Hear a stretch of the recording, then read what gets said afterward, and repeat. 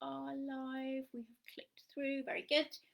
Hi, this is Liz Davis. I am a nutritionist and I specialise in digestive health for busy women. So I help busy women fix their IBS, bloating, heartburn, painful digestion, and any of the associated problems that can go along with gut problems. So hormone health and autoimmune, that kind of thing.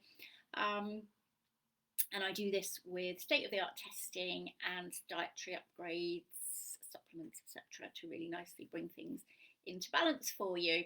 Um, so, talking of supplements, I was going to do a quick rundown on vitamin D.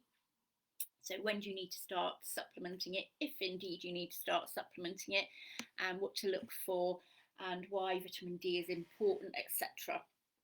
So basically, I mean, we've just had a really lovely, long, cracking summer here in the UK. It's just starting to wane a bit now. It's starting to get a bit chillier. So I don't think we really need to start supplementing it just yet because most people will have plenty on board, which will tide us over for a little while, provided that you have been getting out in the sun without lotion on, getting a good half an hour, obviously not burning, but a good half an hour without any lotion or any clothes on your arms and legs or anything like that. But there are a few people who do need to be super careful about making sure that they're getting enough vitamin D. People with fairer skin tend to synthesize vitamin D a lot easier than anyone with darker skin. So if you've got a darker skin tone, it makes sense to kind of monitor your levels. You can get the tests pretty cheaply online. I've got a link on my blog, so check that out. But it's pretty much available all over the place. Very cheap test to do just to monitor what your levels are, if you need to, or if you've got any kind of chronic, an ongoing condition you're concerned about, it might be an idea to just have a quick test of your levels and see what they're doing. So yeah, if you've got darker skin, it's a good idea to test your levels and supplement then. So anyone in the northern hemisphere, sort of over the winter months, the sun just isn't strong enough in the UK and most of the northern hemisphere from about September, October to April, May time. So that's your critical time. That's when you're not making any. So you will use up your stores quite quickly. So, but the rule of thumb is if you haven't seen the sun for a long time, then it's a good idea to start supplementing at that point.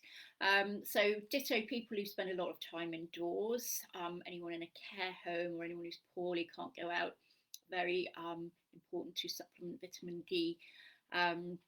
People who use a lot of sunscreen in the sun, because if you put the sunscreen on, it's going to stop you synthesizing vitamin D properly. So if that sounds like you and you're just not confident going in the sun, then definitely supplement with vitamin D.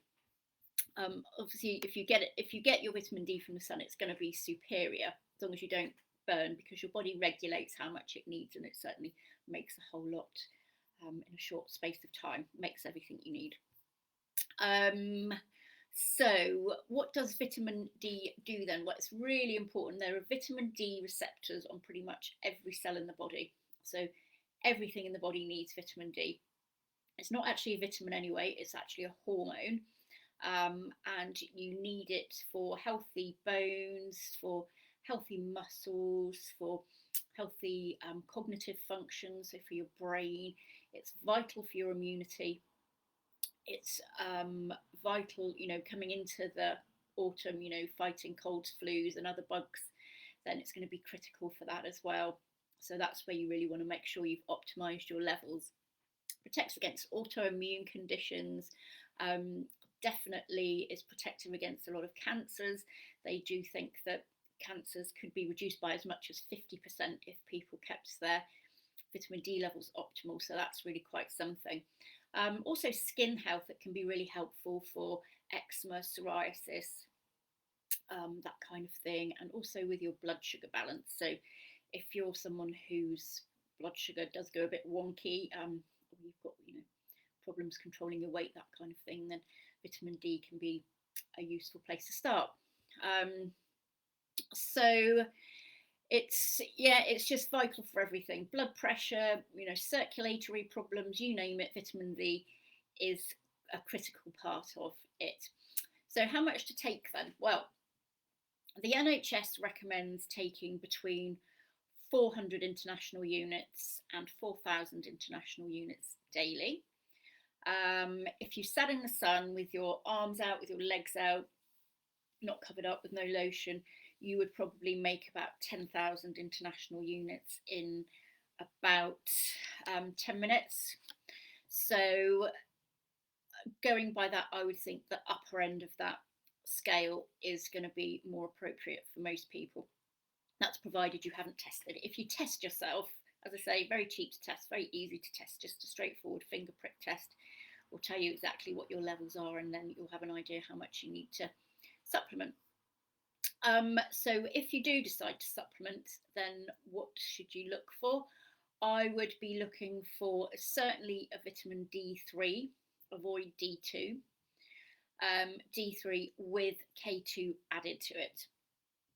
The K2 will help to get calcium into your bones nicely, and just help the vitamin D do its job properly.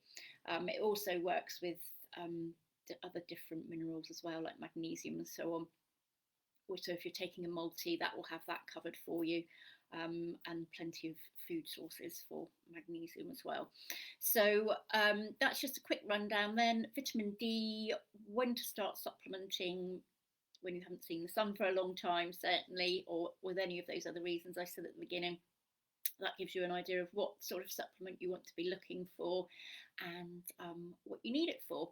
So I hope that helps you. I shall put a link to some freebies in the comments. So that's recipes and a link to my free program. I've also got a online program coming out next week, so keep your eyes peeled for that if that's something you'd be interested in. And do like and share if you found this useful and you think other people would find it useful as well. Okay, so I shall see you next time. Bye bye.